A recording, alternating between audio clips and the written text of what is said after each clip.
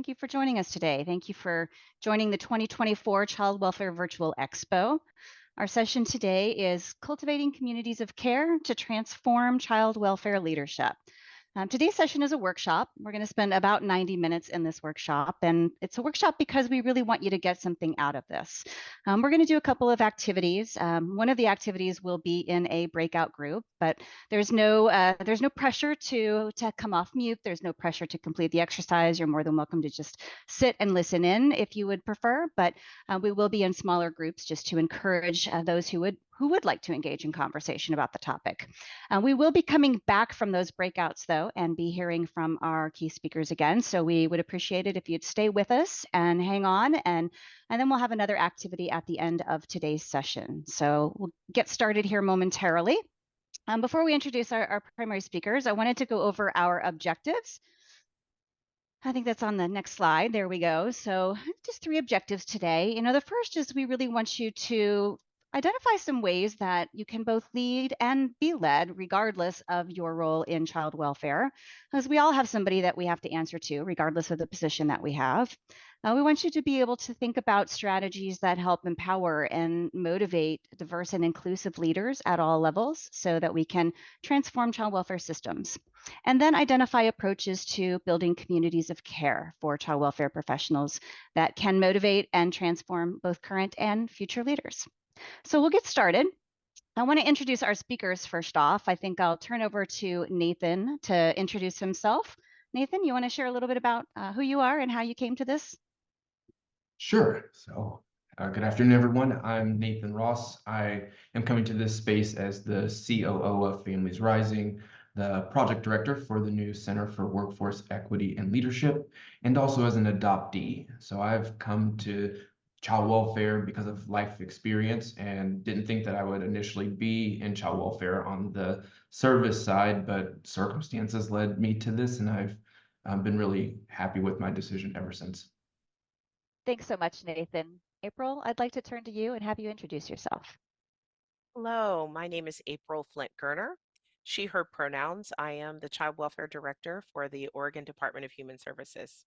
Glad to be here today. Thanks so much, April.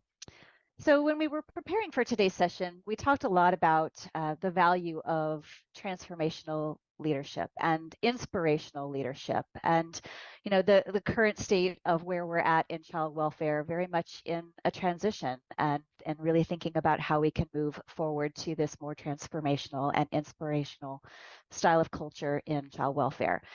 April, I'd love to hear you tell the story about how you first met your mentor and the relationship that has transpired as a result. I would be happy to. So I was in frontline practice in a county in California and was lucky enough to be a part of a breakthrough series collaborative on reducing racial disproportionality in child welfare.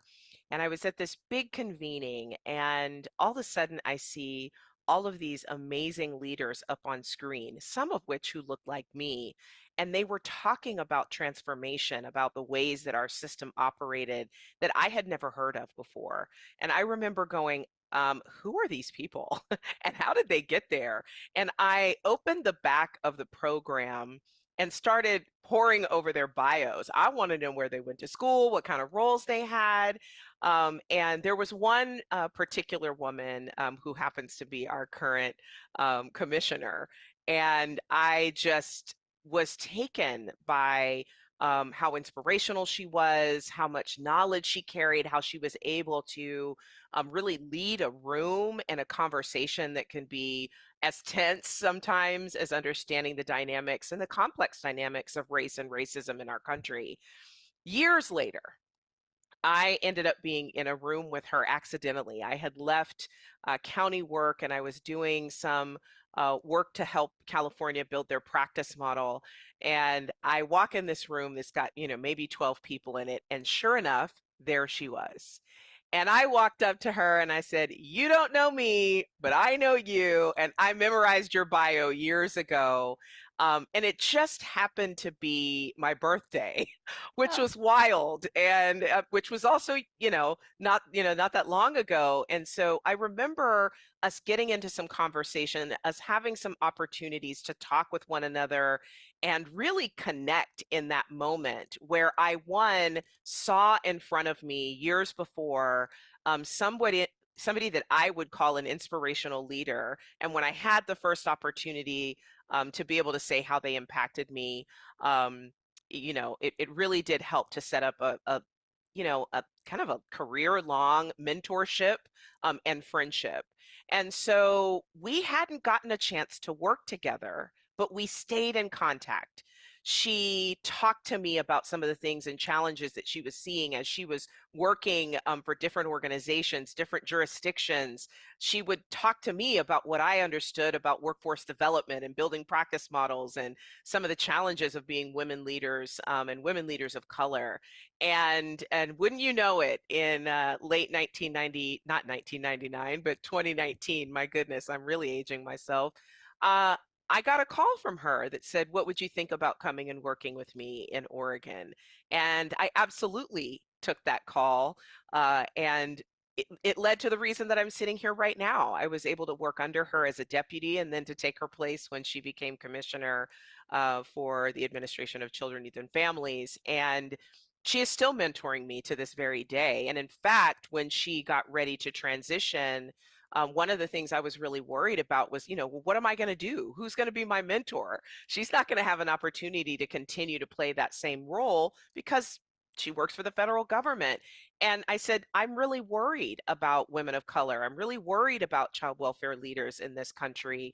And sure enough, she went and advocated with some of our partners to create spaces for leaders like myself to be mentored ongoing by other previous leaders, and to have a space for supportive learning and collaboration that really right now, although I don't get to have the kind of connection that I had with her while she was my direct boss, I feel so supported because she made sure that I wasn't left alone and isolated in my leadership. thanks so much, April. Nathan, I want to transition to you. Tell us the story about your transition into a leadership role and how you've stayed motivated and also felt supported as a leader. Yes, sure. So when I first transitioned into leadership, I did all the wrong things that new leaders do. Came in heavy-handed, super micromanaging. This is what should happen. I've been strong-willed my whole life. People say bossy, all that stuff. And I leaned into that as good qualities, not recognizing that the things that made me a strong advocate for working directly with children and youth did not necessarily make me a great leader when I used those same things in a way that created harm for others. So I had to do a lot of reflection, had to meet and connect with a lot of people who were fortunate to give me guidance along the way. And I found one of the key things that helped to keep me motivated as I continued to progress not only in my early leadership, but then I got to a position where I was leading leaders who had their own teams. I found that I was getting disconnected from the work, from the people doing the work. And so I, believed that my team had this shared vision and that everyone was moving forward. We heard, about leadership being the, ability to inspire people through actions and words to move in a certain direction. And I thought, oh, I had learned so many things over my early years of, mishaps as a leader that surely I had it down by the time I was leading other people who were, leading their teams. But I was still experiencing turnover. I was still having people who weren't satisfied with the organizational culture. And so I had to do some additional reflection. I was a little demotivated by the experiences, and I started implementing something that I actually learned from my wife and her company that they do. They're skip level meetings. And so your supervisor, the person at the top, goes and meets with people who they don't directly supervise. And so I thought, okay, let's see if this will have an impact on helping me understand why people aren't coming on to this shared vision that I think we all have. And when I started doing that, I learned directly from people who I wasn't experiencing community with every day that there wasn't a shared vision. There was a directive vision, one that I told everyone, this is what we are doing, and this is how you should think, and this is how you should act. But no one had bought into it because there wasn't a time for them to actually be able to gain their own input, add their own input into it. And so people were just going through the motions and found themselves misaligned frequently without the ability to communicate that to someone who was in a position to be able to change that. So as I started having these conversations with people, I recognized that this was going to be an important piece of maintaining my leadership no matter what I do. And I've actually taken that into my current role of being able to meet directly with people, regardless again of the layers of bureaucracy and supervision and hierarchy that we have, so that I could absolutely stay connected to the work and I can hear in real time, is this a shared vision? Are we all still moving in the same direction because we all have a common sense of purpose and value? Or have I moved into a place where I'm using some of my power and authority to really force people into a direction without accounting for all of that? So having that, even adding that layer with some other things, but adding even that skip level, that one-on-one connection with people really changed the perceptions of my teams. It created a more inclusive environment. People started to be innovative and wanting to come to work and bring their ideas and felt like they actually were able to make a difference in how we were doing work. And that in turn motivated me and helped me continue to want to contribute and put my all into the work that I was doing. Thanks so much, Nathan. I want to transition now to this concept of leading and being led, which is really how we shaped what we wanted to talk about today in this session, and really how positional power at all levels both influences and motivates the engagement of the children and families that we work for, as well as our peers and our colleagues and those who you may supervise or lead in an organization. April, I want you to tell us a little bit about your experiences with that topic. Absolutely. You know, I think one of the things that I kind of think of when I think of myself as a leader and how I would describe it, I like to run a pretty flat team. For me, that means that everybody brings a sense of giftedness to the work. I'm not more important because I've got a big title. You know, I could be sweeping the floor, or I could be training staff, I could be the child welfare director, and I'm going to kind of bring my whole authentic self into every one of those roles. And anyone who's worked with me knows that's how I am. I am who I am. But I also think that it's important as leaders that we know we are always leading and we are always being led. We have people that we are both responsible to and for and accountable to and for. And that means that we are just as accountable and responsible to one another on our teams as we are to communities. And so I think modeling that kind of humility where we can walk into spaces and share power with people, I think recognizing that as a leader, as much as I like to run a flat team, I know I have a lot of power. And if I'm unaware of that, I could potentially hurt people, and not just the communities that we serve, but I might hurt my staff as well. And so I think it's really, really important that we do things like, you know, setting agreements. And I know people think that those things can sometimes be transactional and corny, but I really think that when we have a clear understanding of where decision-making authority lies, what input looks like, where is it that we're sharing responsibility, that those things are really helpful to help make sure that when we are bringing, whether it's our staff, community, or both, to a conversation, that we understand what it means. And when we walk through the door and we're walking out with consensus, that there may be somebody that has to make a decision at that point. And I have stepped in it. I have gotten that wrong so many times. I've come in with my agenda with community and not talked about the fact that, hey, the decision was already made. And that really then that means that I'm not walking and talking the same thing, right? I'm saying that I want to share power with folks, but I'm not being honest about where my power and my responsibility mean that at the end of the day, I might have to make a decision. And that same thing is true for staff. If I'm walking in the room and I'm saying, I see you and I want to share power with you, and I want your input on this decision that we're making, and then I don't tell you, well, your input is going to make me break the law, or your input is not something I can actually implement, then I am really destroying the trust, right? And that engagement level. So I think it's really important as leaders for us not only to make sure that we're being clear about where people have power, we're being clear about where we have and hold power, and we are also really clear about what consensus building and input and shared accountability, what those really mean to the people that we are leading and being led by. And when we get it wrong, I think it's really important that we stand in front of it and say, you know what?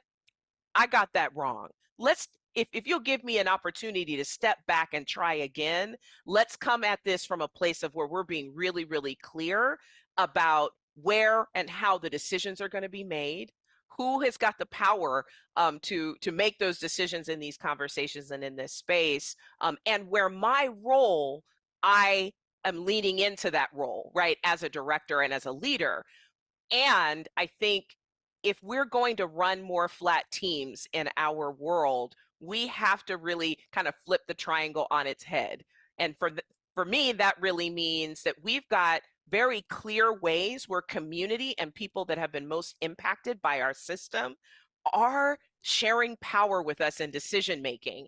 And that ultimately, for me, is the definition of servant leadership, right? That at the end of the day, communities and my staff and tribes are really having a transparent opportunity to share power with me as I make decisions.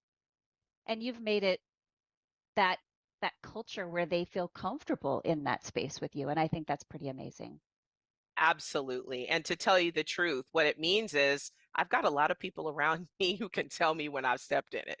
And that's okay. I think it's a real gift when I have that kind of engagement with community, with families, when they can just call me up and say, hey, you didn't get that right. It's because we've built that level of relationship that says they can tell me when I've gotten it wrong and they know that nothing bad is going to happen as a result. Really powerful words, April. Powerful thoughts and ideas that are really sometimes hard for leaders to commit to day in and day out. Nathan, tell us a little bit about how that struggle has played out in your roles. Yeah, so I love when we talk about positional power. I think that it is a crucial conversation that we have to have at all levels right from the very beginning. We are working in a high stakes um, job, and we need to be able to acknowledge that. And so I'm in a leadership role in terms of being an administrator, and so I have responsibilities for people that I supervise and all of that stuff.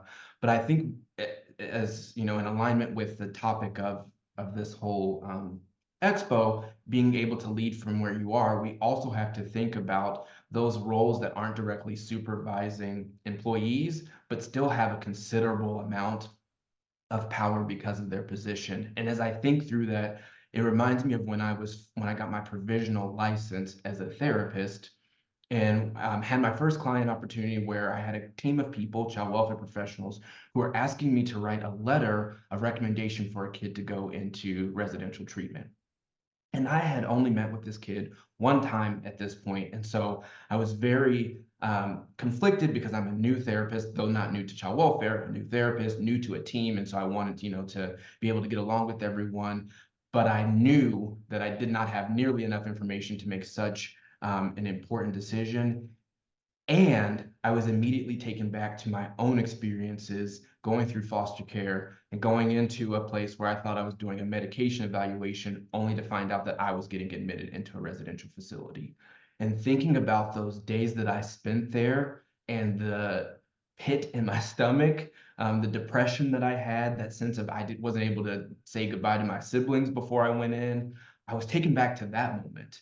And then I asked some additional questions and trying to figure out how did we get here, and learned that the kids struggle every time they go to respite care. So anytime they're about to go to respite, they have all of these behaviors, explosive behaviors, and the parents just don't want to deal with it. So instead of risking their trip being canceled for respite, put them in residential where they can keep them contained. And so I was taken back yet again to my respite experiences of being in a situation where I had come from extreme abuse before coming into foster care, was put into a foster home with people who did not look like me at all, and then was told, oh, we all get to make a decision to put you in another family that you don't have any say in for however long we tell you you're going to be there, and you're supposed to just comply and be okay with it. And so again, I was able to sit with this really uncomfortable feeling of, well, I would have and did struggle with this very thing. And so I pushed back. I could have very well used my position to say, you know what, no, I don't feel comfortable, and I could have left it at that. I was just the therapist. But I knew that I had to do more than that if I wanted to truly create an equitable space for this young person who was not in the room while these decisions were being made. So at that point, I started asking additional questions. One of those being, well, have you guys talked to the kid about what's going on? What are the root causes of this? What's happening? Well, no, he won't talk to anybody. All right, so I'm not going to write a letter because I don't feel comfortable doing that, but I would like to have additional sessions. And so I started having conversations with this young person, and I started sharing parts of my own story, enough to help him understand this is the context that I am seeing this through. Help me connect this. What is going on? And what I learned through all of this is very similar to the things that I experienced when I was that 10, 11, 12-year-old kid going through this experience. He was a Black child trying to navigate the fact that he was separated from everyone, and people kept bouncing him to other places while never acknowledging the things he experienced along the way. And he was frustrated with it, and he was absolutely terrified and too proud and too scared to tell other people that he was scared. And so started having that conversation, and I tried to motivate him. Go and tell people, let them know that. And he said to me, well, no one ever listens to me, and they're not going to care. And I could not allow myself to just let that be. And so I asked his permission to share this information with his team, and he agreed. And we started talking through solutions. And we found out that he had the ability this whole time to stay with an aunt, an uncle, or a cousin whenever he needed to. People had vetted these people, they were willing to have him. And so through this whole process, we ended up getting to a solution where anytime he needed to go to respite, he went to be with family, which is where he should have been to begin with. But because we were all going through the system of process and do what we think is best for the kid, and we don't have time and we can't take the time to discover, we were going to make a decision that would have ultimately super negatively impacted this kid and caused psychological trauma. And instead, we were able to do something that kept him happy and whole and allowed the family to do what they needed to do while he was able to be with his own family. And so, as we're talking through this, and as you all are going through and listening about positional power, I urge you to not just think I have to be in an administrative role to have an impact, or I only have power if I'm in an administrative role. Every one of us who is working with a young person and a family comes into this with the ability to make decisions that have a long-term impact on the lives of the people we're working with. And so we have to acknowledge that. And as we're going into spaces, we have to ask that question of, is this a place where I need to use my power? And if it is a place where I am going to do that, how do I do it in a way that is equitable and is just for the people who I am here to serve? And so I hope as we're going through this, people will take that in mind and really figure out how they can do that and keep that with them as they go into whatever space that they're going into. That's a great story, Nathan. I love that, and it's so powerful that we all have the opportunity to lead or be led regardless of where we sit. And you just illustrated that so beautifully. We're going to come back to April and Nathan after a couple of breakout sessions. We're going to move into a breakout activity. And as I said prior, please, please, please don't feel like you are obligated to participate. If you really want to just sit and listen, you are welcome to. When you get into the breakout rooms, there will be a worksheet that will pop up in the chat that you'll be able to download. And it will help guide you through the exercise as well as the action planning that we're going to do when we come back to our large group.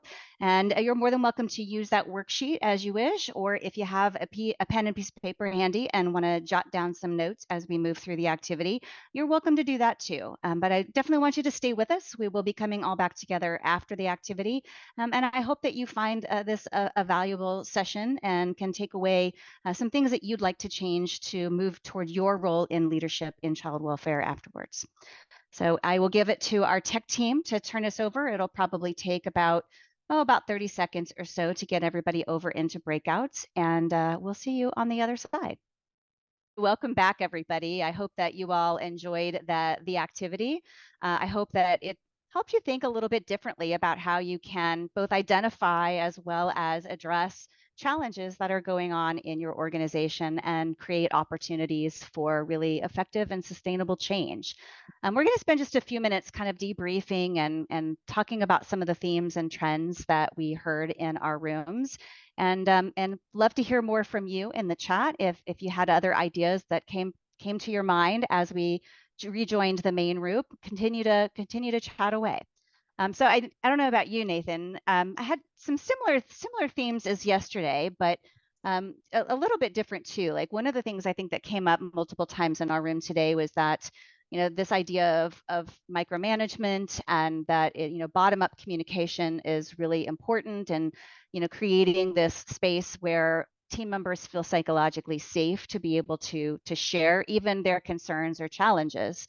And a couple of strategies that were given in the chat were, some people, their teams do a morning check-in every morning to just kind of do a pulse check on where folks are at before the day starts. And one person shared a story too. If you think about this, is like, this is just, I thought it was really interesting, like a story about how one of the managers got called into HR and to respond to some very specific questions. And when they didn't like the responses, they said, well, you'll need to go to HR about that. And we're kind of like, well, aren't you HR already? But it was a great conversation. I think folks feel like they could think differently about maybe some of the challenges that they face in their organizations or have faced previously, and a different way to think about creating that lasting change. How about you, Nathan?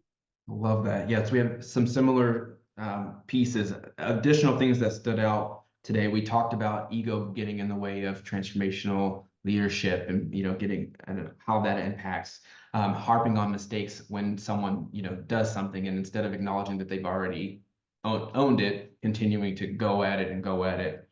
We talked about imposter syndrome and how that can get in the way of being able to lead through various methods, because you're so focused that people are going to think you don't belong in this space. I thought that was very, very powerful. Sometimes being too mission focused and forgetting the people who are there doing the work with you.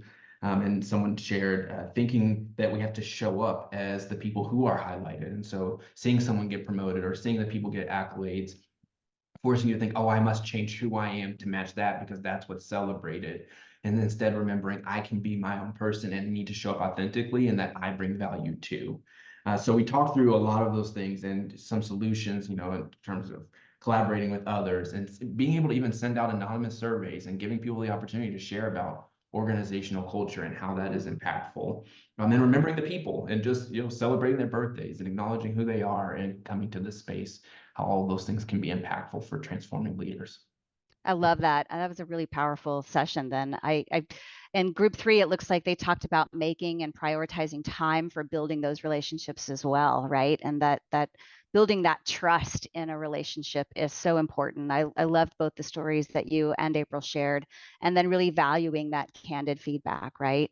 When we take the feedback, being able to take it in, accept it, digest it, and even if you can't implement ideas or strategies, being able to communicate that why to teams, right? Like when, not every idea can very feasibly be implemented depending on the organization, but when you understand the rationale behind some of those decisions, it makes it a little bit easier to digest, right? Yes. All right, well, let's continue on and move into our next storytelling session. And so, Nathan, you're up here. I think we really wanted to hear from you just about this idea of creating communities of care in child welfare. And so, really, how have you both supported and motivated others while continuing to cultivate this leadership community of care in your organization to build capacity? Yeah, and as I reflected on this between yesterday and today, one of the things that stood out to me as a great example of the need for communities of care is, as I started working in child welfare and connecting my own lived experience, what I wasn't realizing was happening was that every time I was in situations that reminded me of my childhood, I was being triggered. And so my burnout was increasing even more, and that not even secondary traumatic stress, just the remembering my own traumatic trauma, how that was impacting my work. And so it became very essential and clear to me pretty early on that I needed a community of people with lived expertise who were working in child welfare that I could talk to. And so it's not, just the administrative day-to-day leadership. It was this work is so uniquely personal to those of us who are working in this space because we've lived the space. And without that ability to talk to others, it can be very, very draining. I had a situation where as a child, we had food insecurity, and it was used in punishment form and things like that. And so the first time I had a client come to me and tell me that they were worried about food security, I, in my position as the leader of this program, wanted to stop the whole team and have them go and shop and get food for this person, because I had gone back to my own childhood at that point in time. And I was fortunate to have this community of people with lived expertise on this team who could come to me and say, hey, this is not the same situation as what you experienced. We've connected this person to this resource. We have this plan. We have this. This is not the same. And having that courage for them to be able to reground me, it gave me that comfort of knowing, all right, I'm not in that space anymore. And I need to recognize that there are other people who have other skill sets. And so as we talk about those communities, it is so important that we have the people who can help us stay grounded in a way that we can stay mission focused and people focused without getting so invested into the specific stories that we start to burn away ourselves. Yeah, that's a powerful story. Thanks so much for sharing. April, when we were planning for today's session, one of the things that you said that really stuck with me is this idea of creating communities of care in child welfare and how that's really supported you through some pretty major transitions in your career. Would you tell us more? I really appreciate the question because fundamentally, I think the average tenure of a child welfare director is something like 18 months, 12 months to 18 months. And here I am coming up on basically 2 years of being in this role, and 4 years having been in executive leadership and state government. And I'm going to tell you exactly what's kept me in my seat, that I have so many people around me who both um, nurture me, um, lift me up when I'm feeling down, let me be my full authentic self without judgment, and who will give me good, solid advice and tell me when I'm wrong, right? And I think that's really important. And when we look at some of the contributors to families being, you know, over surveilled by the child welfare system, or when you see families that are at, unnecessary risk of being involved in the child welfare system, a lot of times it's related to social isolation. We know that social isolation is a contributor to families experiencing our system, and to families, actually, not really having all that they need to take care of their children. Social isolation isn't good for any of us. And so I really think in the parallel process of the world, if we are asking families to build safety around children in partnership with their communities, that we have to also be modeling that kind of behavior for ourselves and with our teams. I am the only one is a very dangerous statement. And I really think that in creating what I talked about earlier around those flat teams, it's also about creating those communities of care. And so for me, sometimes that means I need to know when to step back. I need to know when to delegate. I need to know when to trust that the leadership team around me understands my vision, understands our mission, understands what we're really up to. Because if I am not operating off of that sense of communities of care, then I run the risk of burnout. I run the risk of making bad decisions from, not the best parts of my brain. All of those kinds of things make us effective leaders. It's not just about self-care. Yes, that's important, but communities of care are really important. I remember when I was working as a line worker, I was a single mom, I was a new worker, and I remember feeling like, my gosh, I really don't have people that both understand my work and understand what it means to be a single mother in this space. And I remember building this relationship with one of the other caseworkers in my unit, and we are friends to this day. So we've got years and years and years, decades at this point of relationship. And we sometimes reflect, our children were very young at the time, but we sometimes reflect back on what actually brought us together.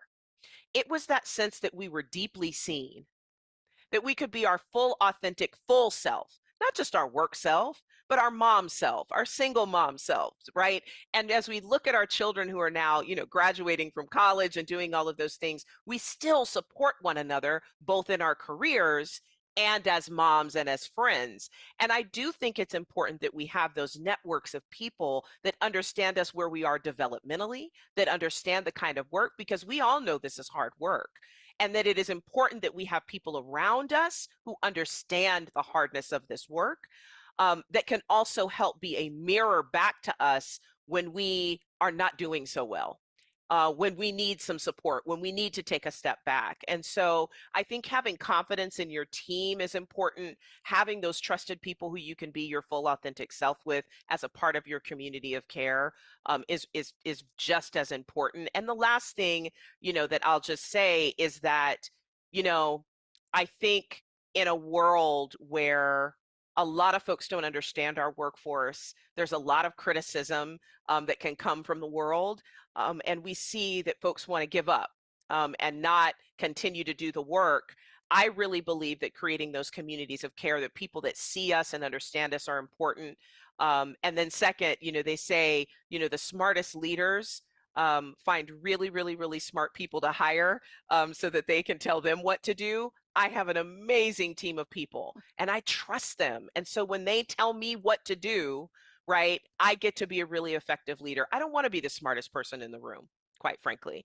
And so surround yourself with people that know more than you do, and people who can see you and understand all parts of you, and it will help you to sustain yourself in this field. Love it. You're only as good as your team, right? 1000%.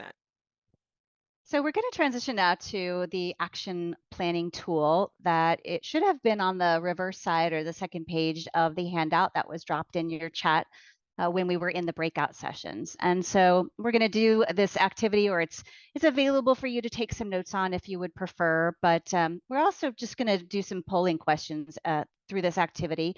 But we want you to think about one of the actions that came up, or one of the behaviors that came up in the breakout activity. And is there one in particular that you really feel the need to change, whether it's in your personal role, in your team, or in your organization? And write down what your commitment to change is. Just write it down. I mean, are you committed, like you gung ho, like very committed, like I'm going to take action on this and it's going to happen? Or maybe not. And if you're only at a 1 or a 2, well, why are you at a 1 or a 2? And what would it take to get you to a 4 or a 5? And then we're going to jump into some polling questions to hear from you about, how you can leverage your strengths and what potential challenges you might have in taking on this change. So if we could have the first poll come up, that would be great. All right, so there are a number of different choices, but we want to hear just what are the strengths that either you personally or your organization can leverage to make the change you envision.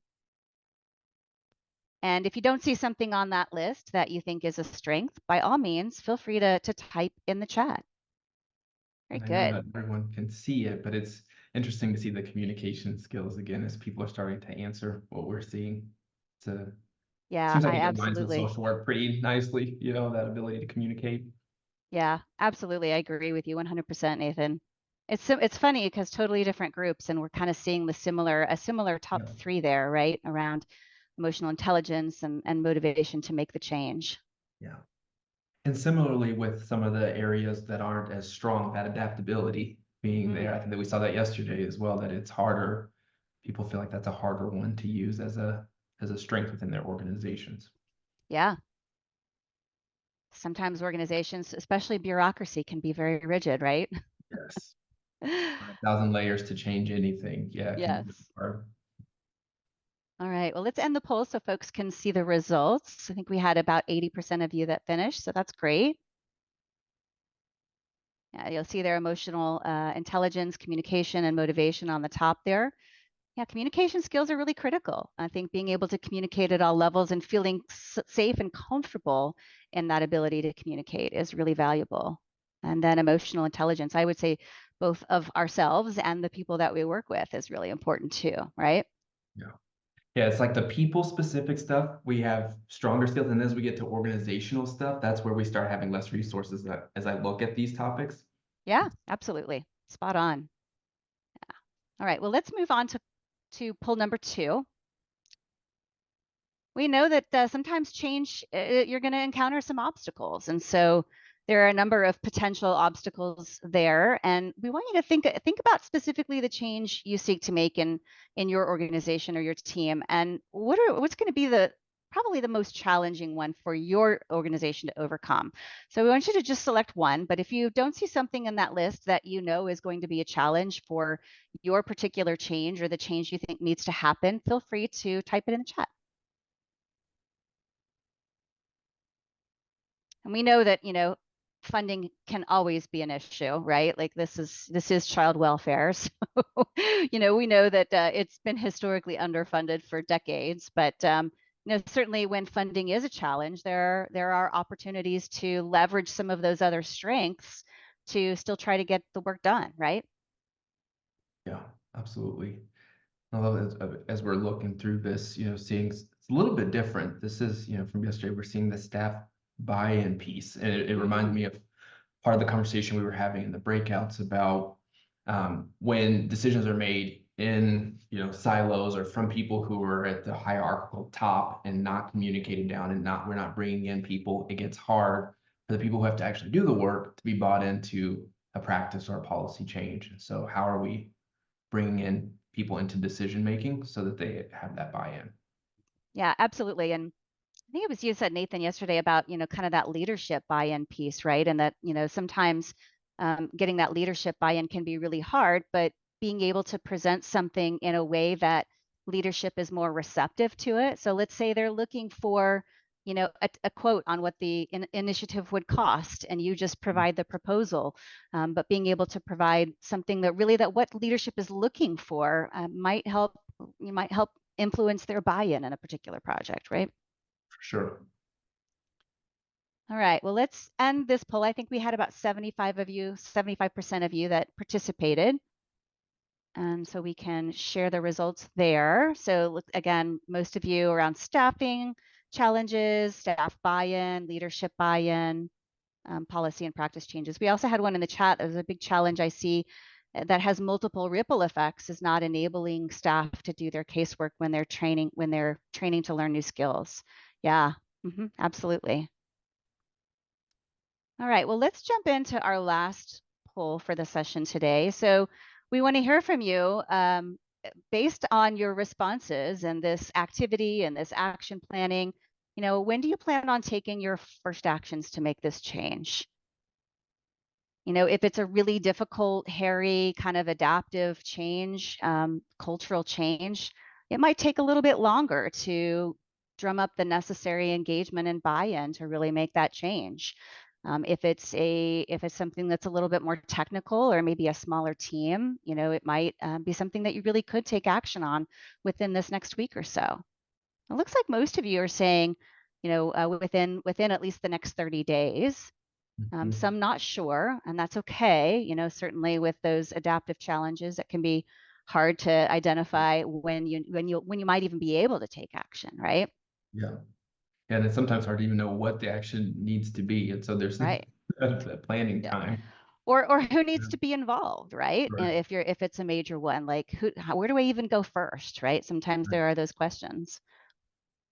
All right, looks like we had most of you participate. And again, most of you said within the next 30 days are not sure, and completely okay. But what we hope that you'll take away from today, though, is that you do have the power to lead and be led and take initiative in your organization, regardless of where you sit and what role you have. That everybody is being led by somebody, even those at the top really have somebody to answer to, right? And at the bottom, we really have that positional power with the families that we work with, and so it's important to keep that perspective and really think about it as you approach the work. And Nathan, I'd love to hear any closing thoughts from you on our session today. Yeah, I could agree with what you were saying, that this, need for us to look at leadership. And I love that we're having this, conversation and dialogue across the nation, and just definitely encourage people to continue to think about how they're showing up and how that ultimately impacts, again, those we're here to support, and that's the children and families. And we can do that from any position we have. And I believe we have the responsibility and obligation to make sure that we're showing up in an equitable way as we're doing that. Absolutely. Well, I think that that just about finishes us off today. We had a little bit shorter of a breakout activity than we did yesterday, so we may be ending just a little bit early. But Sweevy has been a wonderful experience this year. I think there may be one more session that is beginning at 1:35 p.m. Eastern Time, but we hope that you have enjoyed your participation in the last couple of days. I know that I have, and Nathan, I hope that you have as well. And we look forward to seeing you in future events. Yes, thank you, everyone.